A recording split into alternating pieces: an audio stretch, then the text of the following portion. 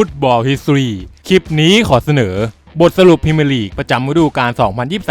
2023-2024 ก็จบลงไปแล้วเรียบร้อยนะครับสำหรับฟุตบอลลีกที่ดีที่สุดในโลกอย่างพรีเมียร์ลีกอังกฤษเมื่อสุดสัปดาห์ที่ผ่านมาและแชมป์ก็ไม่ใช่ใครที่ไหนนั่นคือแมนเชสเตอร์ซิตี้ที่พังงาดคว้าแชมป์ประจำปีนี้ได้สำเร็จทั้งสร้างประวัติศาสตร์เป็นสโมสรแรกบนลีกสูงสุดเมืองผู้ดีที่คว้าแชมป์เป็นสมัยที่ 4 ติดต่อกัน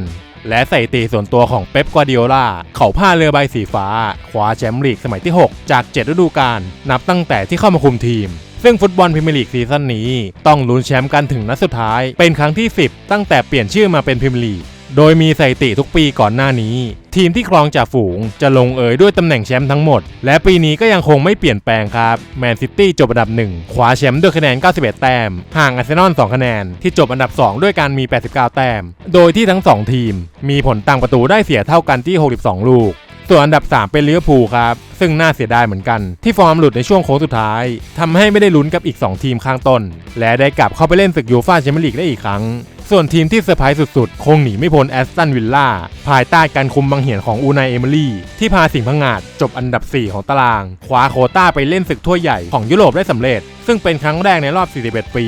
โดยครั้งล่าสุดเกิดขึ้นในฤดูกาล 1982-1983 ในยุคที่ยังใช้ชื่อยูโรเปียนคัพขณะที่ไก่เดือยทองท็อตแนมฮอตสเปอร์ที่ช่วงต้นฤดูกาลออกสตาร์ทได้อย่างร้อนแรงและฮือฮาหลังจากฝูงอยู่หลายสัปดาห์ทั้งที่เป็นการคุมทีมครั้งแรกของโค้ชใหม่อย่างแองก์ ปอสเตโคกูแต่สุดท้ายก็น่าเสียดายครับเพราะมีนักเตะบาดเจ็บจนทำให้พวกเขาจบเพียงแค่อันดับ5แต่อย่างน้อยก็เป็นการกลับคืนสู่วงการฟุตบอลยุโรปจากการได้สิทธิ์ไปเล่นศึกยูฟ่ายูโรปาลีกต่อมาทีมที่จบอันดับ6คือเชลซีครับสโมสรที่ทุ่มเงินมหาศาลในการสร้างทีมใหม่แต่กลับมีฟอร์มที่น่าผิดหวังอย่างมากในช่วงต้นฤดูกาลเพราะด้วยความที่ต่างคนต่างย้ายที่มาใหม่เยอะและยังจุนนักเตะกันไม่ลงตัวแม้จะได้กุนซือผู้มีประสบการณ์ในพรีเมียร์ลีกมาพอตัวอย่างปอเชตติโน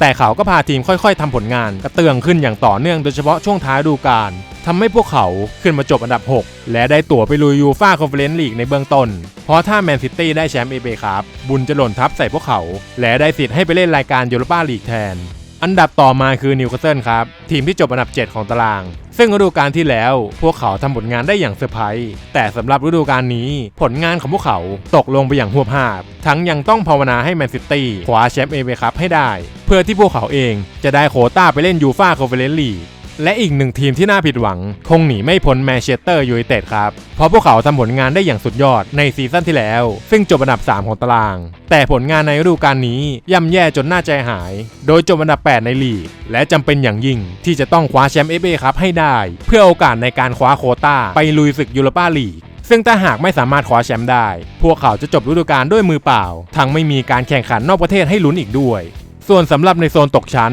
ทีมน้องใหม่ทั้ง3ทีมอย่างลูตันทาวน์เบอร์ลี่และเชฟฟิลด์ยูไนเต็ดที่เพิ่งเลื่อนชั้นขึ้นมาในฤดูกาลนี้พวกเขาต้องกลับไปเริ่มต้นใหม่ในศึกเดอะแชมเปี้ยนชิพอีกครั้งครับหลังไม่สามารถต้านทานความดุดันของเกมบนลีกสูงสุดได้ทำให้ต้องโบกมือลาไปอย่างเจ็บปวดซึ่งมันมีสถิติความบังเอิญที่น่าเหลือเชื่อครับนั่นคืออันดับสุดท้ายของตารางอย่างเชฟฟิลด์ยูไนเต็ดพวกเขาเก็บชัยชนะได้แค่3นัดเสมอ7และแพ้ไปถึง28นัดในขณะที่อันดับ1บนสุดของตารางอย่างแมนซิตี้พวกเขาชนะ28นัดเสมอ7และแพ้แค่3ซึ่งมันเป็นการสลับตัวเลขกันอย่างไม่น่าเชื่อส่วนสถิติอื่นๆหรือสถิติส่วนตัวที่น่าสนใจ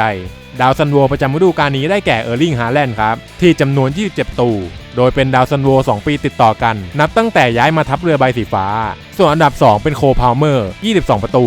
รางวัลต่อมาคือแอสซิสต์สูงสุดซึ่งเป็นโอลี่ วัตกินที่จำนวน13ครั้งอันดับ2เป็นโคล พาลเมอร์อีกแล้วครับที่จำนวน11ครั้งสถิติต่อมาคือโอกาสยิงมากสุดอันดับ1คือฮาแลนด์ที่จำนวน121ครั้งอันดับ2เป็นโมซาร่า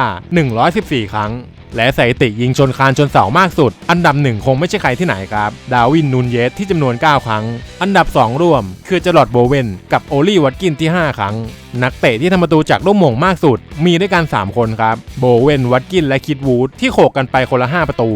และนักเตะที่ครองบอลสัมผัสบอลมากสุดคือโรดี้กลางรับจากแมนซิตี้ที่จำนวน